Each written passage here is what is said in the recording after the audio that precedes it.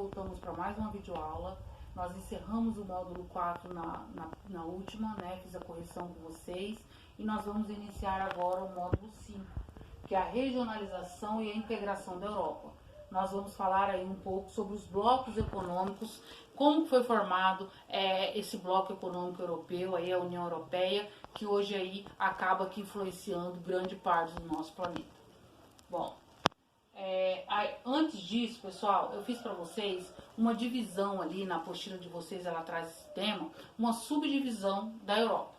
Não dá para pegar a Europa e colocá-la tudo ali no mesmo bolo e dizer que todos os países que compõem esse continente europeu, eles têm o mesmo nível de vida, os mesmos aspectos culturais. Não. Cada um apresenta ali a sua particularidade, tá? E os livros didáticos, eles costumam trazer pra gente essa forma de regionalização. Bom, a Europa Meridional, ela tem sua economia baseada na indústria, destacando-se a Itália, que tem grande potencial no setor petroquímico, na produção de petróleo, e siderúrgico, com grande influência de outros países, como os Estados Unidos. Na agricultura da Europa Meridional, destaca-se o cultivo de cereais, trigo, milho e beterraba. Aqui, pessoal, também nós temos aqui o clima mediterrâneo, que acaba favorecendo aí a plantação de videiras, de oliveiras, para a produção de uva e de azeitona. Nessa região, a pecuária não é muito desenvolvida, principalmente por causa do clima. É um clima muito difícil, porque ele é o contrário do nosso clima tropical. No nosso clima tropical nós temos os invernos secos e os verões chuvosos, e dentro do clima mediterrâneo nós temos aí os verões secos e os invernos chuvosos. Então dificulta muito a pecuária. Imagine um clima frio e chuvoso, acaba que não acarretando aí as melhores condições para o desenvolvimento dessa atividade econômica. A Europa Ocidental. Entre os países da Europa Ocidental destacam-se a Espanha, França e o Reino Unido. Esses que possuem uma população de cerca de 196 milhões de habitantes, ou seja, se trata de uma região muito populosa e povoada. Bom, gente, se nós olharmos aqui, a população desses três países não chega à população do Brasil. Então, mas eles são considerados povoados e populosos devido à sua pequena extensão. Tirando aqui o Reino Unido, que é um pouco maior, a França e a Espanha, elas não têm aí nem a metade do tamanho do nosso território brasileiro. E um país povoado é aquele que possui muitas pessoas por quilômetro quadrado. Então eles são considerados aí países muito populosos e povoados devido a esse quesito aí da pouca extensão territorial. Destaca-se a Inglaterra, pois além de ser o berço da Revolução Industrial, ainda é uma das economias mais fortes da Europa. Sua indústria é muito forte e competitiva, principalmente nas áreas de tecnologia e bens de consumo.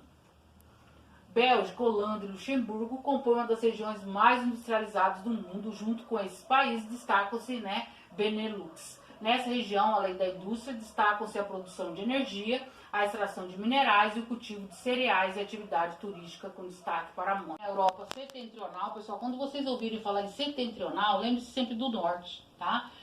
Também tem a economia baseada na indústria, destacando-se o minério de ferro, o grande potencial hidráulico para a produção de energia elétrica e a grande produção de madeira, de papel e celulose. Quanto à pecuária, destaque a criação de bovinos, que não é muito desenvolvida na região por causa do clima frio. Lembra que eu falei do norte? O norte da Europa é muito frio, abrange aí principalmente a região da Rússia siberiana, tá? Então é um clima muito frio que acaba não desenvolvendo. Essa produção de madeira, de papel e celulose é devido aí à nossa maior floresta do mundo, que é a floresta de taiga. Dali eles retiram toda a madeira que eles acabam aí fabricando o papel e a celulose, tá? Quanto às produções agrícolas, destaca-se o cultivo de cereais, batata e beterraba açucareira nas áreas aí onde o clima é mais favorável. A Europa Oriental, Temos aí uma grande parcela da Europa que fica ali ao oriente do meridiano de Greenwich e acaba que tendo aí a sua economia baseada na indústria, produção de energia e de minerais, sendo que alguns países estão enfraquecidos por estarem passando por uma fase de transição de socialismo e capitalismo. Pessoal, essa Europa Oriental é aquela que era a União Soviética, a antiga União Soviética, que acabou sendo desfragmentada e deu origem a vários países, Por exemplo, a Iugoslávia, ela se desfragmentou e deu origem a 7 ou 8 países aí, se eu não me engano, tá? Os destaques da indústria oriental são de Moscou e de São Petersburgo, siderurgia e indústria de base. Na agropecuária, a maior parte do seu espaço é ocupado por cereais, principalmente o trigo, porque o trigo ele é adaptado a esse clima, que é um clima mais temperado, mais frio, tá? Que ocorre na Europa Oriental. Dentro da área agrícola, destaca-se a criação de rebanhos bovinos, suínos e ovinos. A Europa Central, né? Aquela que pega ali o centro, que acaba pegando ali Grécia e outros países. Em relação à economia, destaca-se a indústria de equipamentos em geral. É uma das áreas mais ricas em carbonífera, significa que ela tem ali uma grande reserva de carvão mineral, com forte concentração siderúrgica e mecânica, mas com grande destaque para a Alemanha, com indústria siderúrgica, maquinaria, química, automobilística e eletrotécnica, sendo assim uma grande potência mundial e apresenta baixa produtividade agrícola, fato que vem se modificando devido à introdução de novas tecnologias, né? Hoje é muito mais fácil você conseguir aí fazer a pecuária, a agropecuária em ambientes mais inóspitos devido aí à evolução da tecnologia, como por exemplo a implantação de sementes transgênicas, uma pecuária intensiva onde o gado é criado preso dentro dos currais com ração balanceada e tudo mais, tá? A agricultura da Europa Central tem como principal produção a de cereais de beterraba açucareira. A pecuária dominante é de bovinos para a produção de laticínios, mas também se destaca a criação de suínos.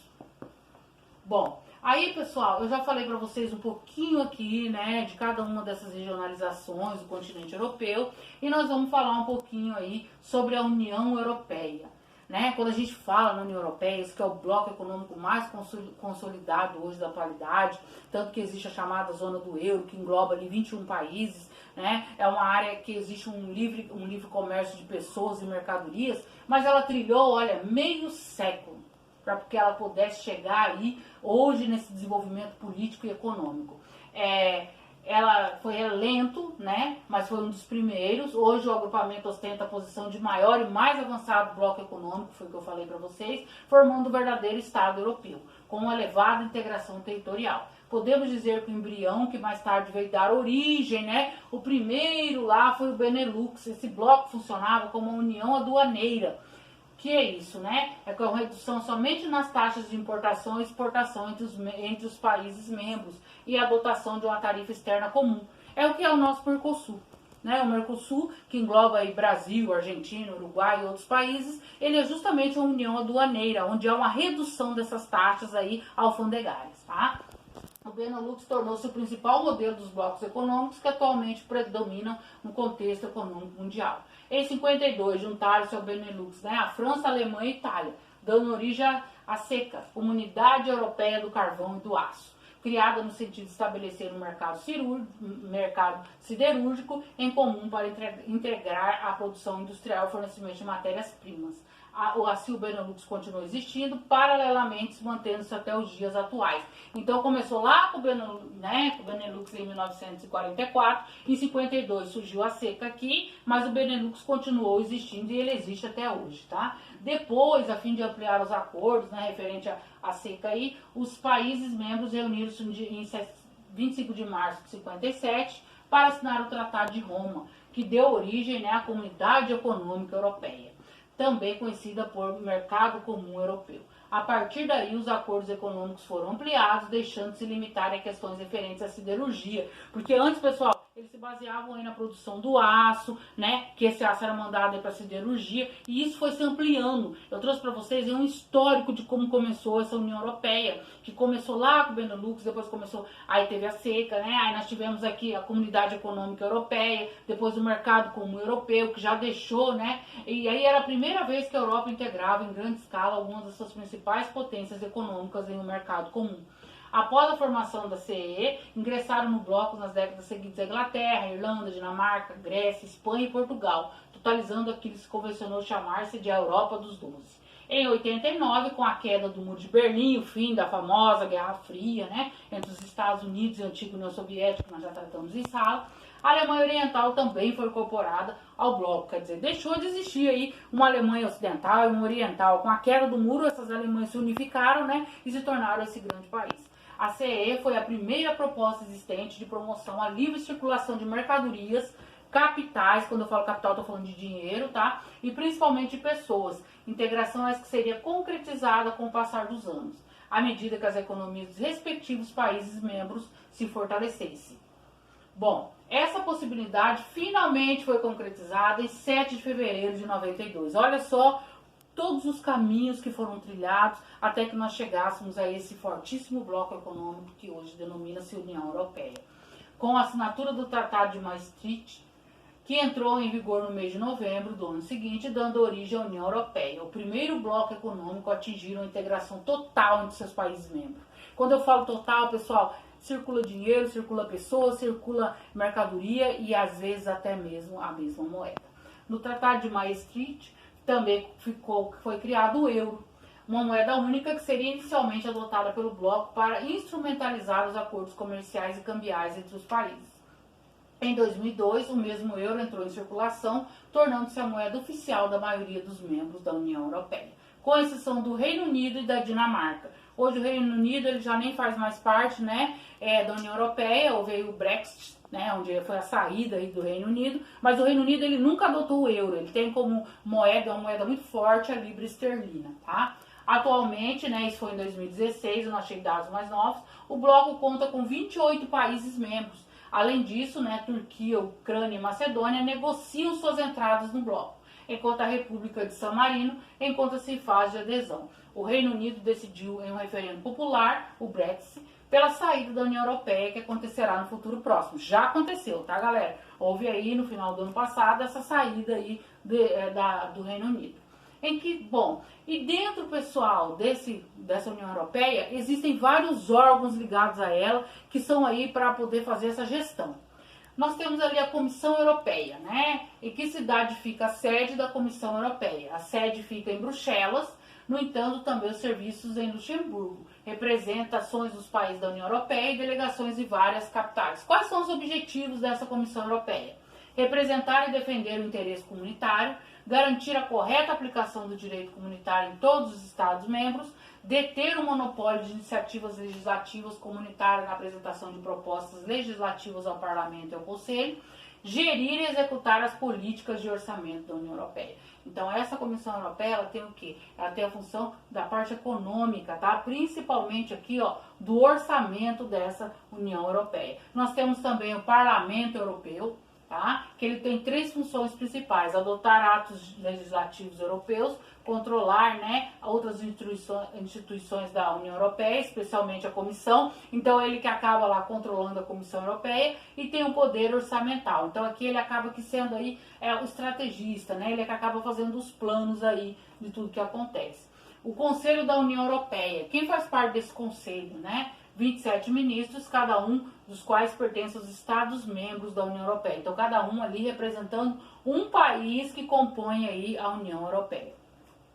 O Conselho da União Europeia, quais são esses objetivos, né? Ele tem 6 responsabilidades essenciais: adotar os atos legislativos europeus, coordenar as políticas econômicas dos Estados-membros, celebrar acordos internacionais entre a União Europeia e outros países, aprovar juntamente com o Parlamento Europeu o orçamento da UE, desenvolver a política externa de segurança comum, com base em diretrizes fixadas pelo Conselho Europeu, e coordenar a cooperação entre os tribunais e as forças policiais nacionais dos Estados-membros em matéria penal. Tribunal de Justiça, né, da Comunidade Europeia. Pessoal, vocês viram que para que essa comunidade, né, europeia, para que esse grande bloco, que é chamado de União Europeia, funcione, o poder não está na mão somente de uma ou duas pessoas. Ele está o quê? Distribuído entre vários parlamentos, tribunais, comissões, tá? Eles acabam que tendo uma gestão muito democrática, porque o poder não se concentra na mão de uma pessoa. Né? Não existe aquele poder monarquista onde eu faço, onde eu aconteço. Aqui dentro da União Europeia, talvez por isso que esse bloco funcione tão bem, várias pessoas, várias comissões, uma vai o quê? Coordenando a outra e fiscalizando a outra, tá? Isso que a gente está vendo aqui. Quais são os objetivos do Tribunal de Justiça, né? É garantir a interpretação e aplicação uniformes da legislação da UE em todos os estados. Então o tribunal ele fica o quê? Responsável por aplicar as leis que são feitas aí, principalmente pelo parlamento. Aí nós temos o Banco Central Europeu, que é responsável pela gestão do euro e assegurar a estabilidade dos preços na União Europeia. Então ele acaba que sendo o quê? O regulador desse mercado interno e externo, né? Segura a inflação, vende euro, compra dólar, tudo funciona aqui através do Banco Central. Estabilidade dos preços e estabilidade do sistema financeiro. Galera, por isso que o euro tem tanto valor. Porque o que eles procuram, por isso que esses países como a Ucrânia, a Turquia, tem que ser analisados para poder entrar nesse bloco. São países que têm que ter o quê? Uma estabilidade política e econômica. A gente está vendo aí o dólar em relação ao real quase R$6. Isso se deve principalmente, né, essa grande pandemia que nós estamos vivendo e principalmente por essa estabilidade política que o nosso país está passando. Lembra que eu sempre falei para vocês que a estabilidade política ela acaba que regulando o preço do dólar, tá? Mesmo ontem eu estava assistindo uma reportagem, mesmo o governo brasileiro jogando 50 mil milhões de dólares na praça, isso não foi suficiente para segurar essa alta desse dólar, tá? Banco Europeu de Investimento, ele levanta dinheiro dos mercados de capitais e empresta a taxas de juros reduzidas. Apoia projetos nos países da União Europeia e investe nos países candidatos em países parceiros. Não tem fins lucrativos. Bom, hoje há uma expressiva ampliação do bloco. Como nós vimos, existem países aí dentro do continente europeu que estão ali na filinha querendo entrar nessa União Europeia, né? No dia 1º de março de 2004, a União Europeia ganhou 10 novos países, sendo 8 oriundos do antigo bloco socialista, lá do leste europeu, principalmente, da Europa Oriental. Em 2007, ingressaram a Romênia e a Bulgária. Em 2013, a Croácia, quando a Europa passou a ser formada por 28 países, né? Aquele quer dizer, não é Europa o continente, tá? Ele está dizendo aqui, principalmente, esse bloco econômico que é a União Europeia. Os novos países membros apresentam um nível de desenvolvimento inferior aos demais, infraestrutura defasada e atraso tecnológico. Então eles têm um caminho para percorrer até eles chegarem aí no patamar que é principalmente desses países mais antigos que englobam o bloco, como França, Espanha, né, Alemanha, Itália, tá? Eles têm um longo caminho aí para percorrer. Então nós vimos o quê? Que dentro desse bloco aí denominado União Europeia, foi um longo caminho que se trilhou, né, até desde o Benelux até lá a Comunidade Econômica Europeia, são os vários segmentos que compõem ele e como cada um deles funciona. Bom, eu vou deixar para vocês fazerem os exercícios, tá? Presente na página 332, 33 e 334. E a correção será feita na próxima aula. Pessoal, não fiquem com dúvida. Se vocês tiverem alguma dúvida, mandem a dúvida aí para a coordenação ou me mandem aí a própria dúvida no canal do YouTube que eu estou respondendo a todos vocês, tá? Um beijo e até a próxima.